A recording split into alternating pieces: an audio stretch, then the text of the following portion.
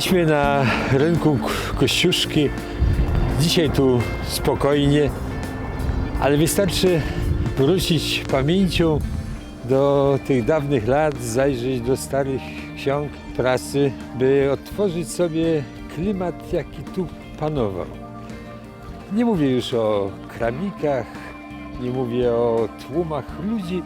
Dzisiaj pora na mówienie o autobusach, o dorożkach, taksówkach, jednym słowem o dworcach, postojach, o centrum ruchu miejskiego, który właśnie tu się mieścił, konkurując trochę z placem przed dworcem kolejowym.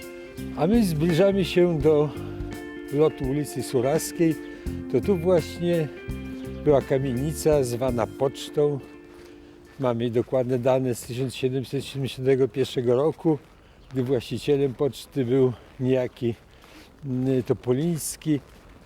Poczta, czyli miejsce zmiany koni, ale także kuchnia dla odpoczywających, także pokoje gościnne dla nocujących. Wtedy było aż 18 koni. Białystok leżał na znanej trasie królewskiej, wiodącej od Warszawy do Grodna. To się wszystko pogorszyło w okresie wczesnym zaborowym, gdy zabrakło Boranickich. Wtedy to ten rodzaj działalności gospodarczej, jaką jest komunikacja, przejęli głównie Żydzi. Dominowały furki, furgony. Po 1862 roku Białystok jako wielki węzeł kolejowy, bo przybyły przecież połączenia także linią grajewską, linią baranowicką, jednak ciągle miał i komunikację kołową. Nadzieją na rozwój stały się samochody. Nie wiemy dokładnie, kiedy pierwszy z nich pojawił się w Białymstoku. Wiemy, że na przełomie XIX i XX wieku były już autobusy. W 1913 roku na przykład uruchomiono taką linię Białystok-Łomża. Zresztą w tym samym roku pojawiły się pierwsze dorożki, taksy, a więc motorowe. Po I wojnie światowej już wtedy tu rynek Kościuszki ożył niezwykle. Po I wojnie światowej właśnie na rynku powstała naprawdę bogata infrastruktura komunikacyjna. W tym miejscu powstał taki nieformalny do końca dworzec autobusowy, połączony także i z parkingiem. Te autobusy łączące Białystok z miastami, a wszystkie miasta powiatowe miały takie połączenia, stawały na stanowiskach z napisem, gdzie widniała nazwa miasta. Był też parking autobusów miejskich, dwie firmy. Najpierw firma Samochód w latach 20., potem firma autobusowa, już bardzo renomowana, z drukowanymi biletami nawet, z ulgami dla studentów i dla pasażerów, z biletami miesięcznymi. No i do tego jeszcze cały czas taksówki, bo dorożki przeniosły się pod Zjednoczenie, czyli tam, gdzie dzisiaj mamy archiwum. Natomiast te właśnie taksy od 1921 pierwsza z taksometrem stawały na rynku Kościuszki. Było to niezwykle wygodne.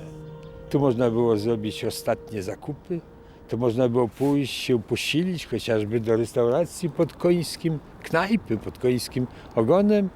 Tu można było odbyć wszelkie spotkania, jakby w pobliżu wszystko było. No i na koniec wsiąść do autobusu. To nie było takie proste, bo autobusy różnej marki, różnej kondycji, bilety sprzedawał kierowca, bagaże lokowano raczej na dachach. Trudno było o rezerwację miejsca, ale była tańsza znacznie niż kolej. W miarę chyba niezawodne, chociaż zdarzały się i rzeczy tragiczne, jak chociażby wypadek autobusu na trasie do Warszawy Tam ta maszyna na moście w Broku nad Bugiem wpadła do rzeki. Podróż do Warszawy to była tak gdzieś 5 godzin, może nawet więcej. Na ogół autobusy jeździły okrężnymi drogami, by połączyć jak najwięcej miast. Ale ciągle jednak taniej niż kolejowa. A propos kolei, to rywalizacją, konkurencją dla tej właśnie takiej prywatnej, czy niekiedy już i samorządowej komunikacji autobusowej była firma PKP. Ta była poważna, renomowana, oczywiście z dworcem przed koleją, miała połączenia dogodne bezprzejeżdżającymi pociągami z Warszawy i z kierunku Wilna, Grodna. Przystanki poza rynkiem Kościuszki były m.in. na dzisiejszej ulicy Zwycięstwa, to te na wylocie do Warszawy, i były też przystanki lokowane bliżej dworca wówczas Poleskiego, dzisiaj Fabrycznego, te na wylocie na Grodno, na Suwałki Augustów. Prawdę mówiąc, taki autobus mógł się zatrzymać wszędzie, zwłaszcza jeśli kierowca poczuł w tym biznes, dostał dodatkowe grosze. Ten klimat tutaj wielkiego ruchu, wielkiego żywienia komunikacyjnego definitywnie zginął z rzeczywistości białostockiej, gdy wybuchła wojna.